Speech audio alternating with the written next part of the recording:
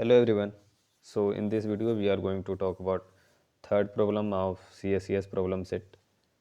So we are discussing introductory problem section here and before moving to the video अगर आपने channel को subscribe नहीं किया तो जल्दी से सब्सक्राइब कर लो ऐसे अमेजिंग कंटेंट के लिए एंड इस पूरे वीडियो देखने के बाद आपको अगर किसी भी तरह का डाउट होता है तो आप डायरेक्ट कमेंट में बात कर सकते हो एंड बेहतर डिस्कशन के लिए आप टेलीग्राम चैनल को भी ज्वाइन कर सकते हो, लिंक आपको डिस्क्रिप्शन में मिल जाएगा। सो चलते हैं डायरेक्ट क्वेश्चन पे। क्वेश्चन में दिया हुआ है कि आपके पास एक डीएनए सीक्वेंस है। ओके, सो वो बेसिकली एक स्ट्रिंग के फॉर्म में दिया हुआ है एंड उसमें टोटल 4 तरह के कैरेक्टर हैं जो ACGNTs हैं एंड आपका टास्क क्या है कि उस पूरे स्ट्रिंग में लॉन्गेस्ट रिपीटेशन ऑफ सीक्वेंस की लेंथ बतानी है। ओके, सो हम इसको क्या करते हैं, गिवन टेस्ट केस से समझते हैं।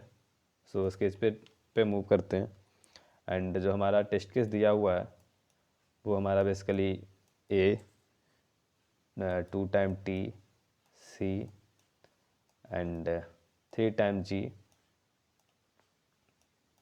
एंड 1 टाइम A है। ओके,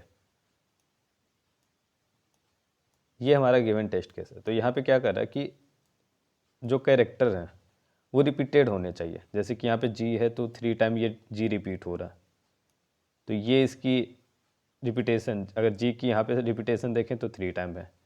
T यहाँ पे देखेंगे तो T रिपीट हो रहा है 2 टाइम पे, 2 बार रिपीट हो रहा है, तो 2 इसकी हो गई यहाँ पे फ्रीक्वेंसी एक तरह की कह सकते हैं।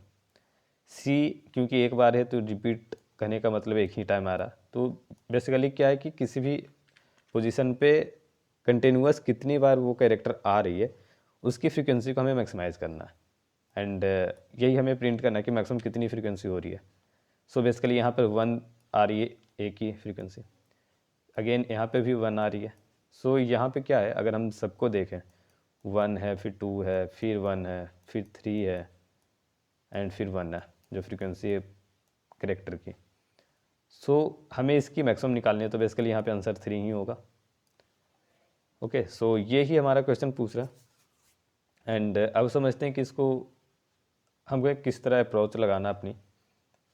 सो क्या होगा, अगर मैं एक कैरेक्टर लिख रहा हूँ A, अब यह स्ट्रिंग में मान लो हमारा जो स्ट्रिंग है वो इनिशियली एम्प्टी है। ओके, तो हमारा क्या होगा, इनिशियली एम्प्टी है तो हम मान लेते हैं कि एक काउंट लेते हैं। हमारे पास 2 वेरिएबल, एक काउंट हो गया और एक मैक्सो है। ओके, सो मैक्सिमम हम बेसिकली क्या करेंगे, मैक्सिमम स्टोर कर रहे होंगे एंड काउंट में करेंट काउंट चल रहा होगा हमारा, यहाँ पे ऐसे समझ सकते हैं। तो हम ये दोनों वेरिएबल को लेकर चल रहे हैं। अब ये स्ट्रिंग हमारे क्या है, एम्प्टी है। लेट सपोज ये A को मैं रिमूव भी करता हूँ तो स्ट्रिंग हमारा एम्प्टी है, तो काउंट 0 से इनिशियलाइज हो जाएगा। सो हमारा ये शुरू हो गया। अब क्या करेंगे, जैसे ही स्ट्रिंग में हमने एक कैरेक्टर इंटर किया, जब हमारा स्ट्रिंग एक कैरेक्टर का हो गया, तो बेसिकली यहाँ पे तो सिंगल अगर कैरेक्टर आ रही है तो यहाँ पे तो कुछ नहीं है, तो काउंट एक है और मैक्सो भी एक हो जाएगा। अभी तक यहाँ पे भी मैक्सिमम क्या होगा, पहले 0 था तो अब एक कैरेक्टर हो गए, तो हमारे पास मैक्सिमम 1 लेंथ तो हो गई। Okay, let suppose next time पे मैं सेम ही कैरेक्टर इंटर करता हूँ, तो ये मैं समझ रहा हूँ कि क्योंकि प्रीवियस कैरेक्टर A है एंड करेंट कैरेक्टर भी A है, तो हमारा जो काउंट होगा वो बेसिकली 1 है, तो प्रीवियस प्लस 1 होगा, यहाँ पे +1 हो जाएगा ये। ओके, एंड अगर हम A के बाद B कर रहे होते, तो चूंकि A के बाद B है तो B तो A के इक्वल नहीं है, तो ये कंटिन्यूअस में काउंट नहीं होगा ना, क्योंकि यहाँ पे बोला कंटिन्यू होनी चाहिए। तो वो जैसे कि यहाँ पे जा था ट्रिपल टाइम G था, तो G 3 बार आया तो हमें G 1 2 3 हमने काउंट किया। तो यहाँ पर उसी केस के लिए A के साथ A आएगा तो 1 1 2 हो जाएगा, +1 पीछे वाले के +1 होगा। बट यहाँ पे एक के बाद B आ रहा तो वो इक्वल नहीं है, ये -1 के साथ मतलब प्रीवियस कैरेक्टर के साथ इक्वल नहीं है। तो अगर इक्वल नहीं है तो हम क्या करेंगे, यहाँ पे हमारा काउंट फिर से शुरू होगा और मैक्सिमम को जो हम ले रहे होंगे तो मैक्सिमम भी 1 ही रह जाएगा। एंड सेमी केस अगर B के साथ फिर एक B आता है तो फिर हमारा क्या होगा, 1 जो हो जाएगा 2 हो जाएगा एंड मैक्सिमम की वैल्यू भी यहाँ पे 2 हो जाएगी। एंड अगेन फिर भी आता है मान लो, तो फिर ये 2 के जगह 3 हो जाएगा एंड ये अपडेट होता चला जाएगा।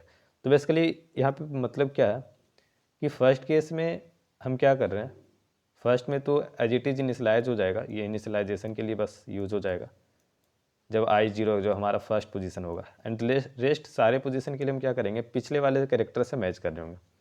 अगर पिछले वाले कैरेक्टर से मैच हो रहा करेंट कैरेक्टर तो हमारा जो काउंट होगा वो इंक्रीज हो जाएगा 1 टाइम।